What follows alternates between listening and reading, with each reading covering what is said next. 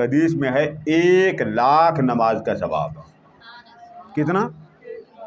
1 نماز پڑھیں خانہ کعبہ میں تو کتنا ثواب؟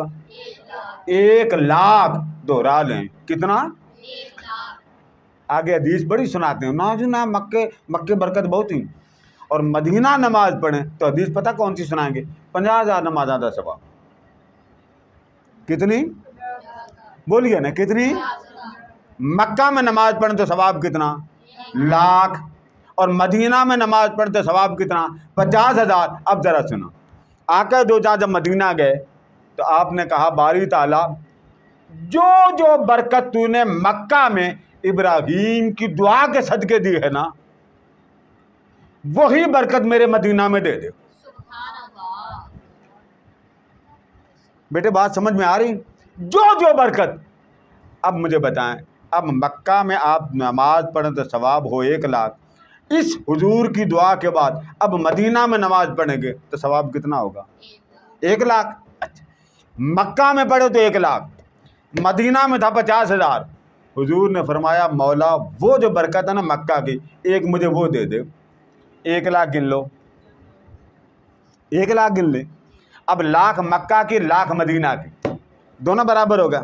آگے چل، آقا نے فرمایا مولا جو برکت تو نے مکہ کو دی ہے، جو برکت مکہ کو دی، ایک تو یہ کہ جو ہے وہ دے، ایک ہو گئی، اور دوسرا یہ باری تعالیٰ اس برکت پر دگنی اجر دے دے.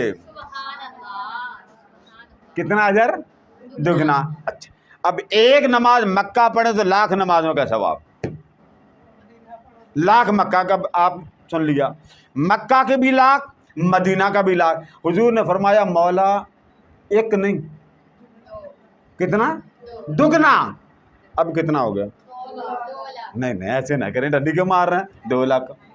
بھائی 1,00,000 آپ نے پہلے مانگ لیا مکہ کی، مکہ میں نماز پڑھے 1,00,000 کا ثواب. حضور نے فرمایا وہی جو اجر ہے وہ مجھے مدینہ میں دے دے. وہاں بھی 1,00,000، جہاں بھی 1,00,000، 1,00,000 ہو گیا.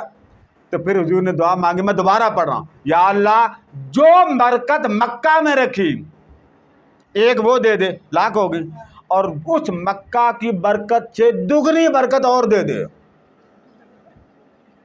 ایک وہ دگنی، ایک تے 2، کتنے ہو گئے؟ آپ ایڈے کنجوس گئے گزرے، 2,00,000 رب 3,00,000 بناؤں دے. اب بتائیں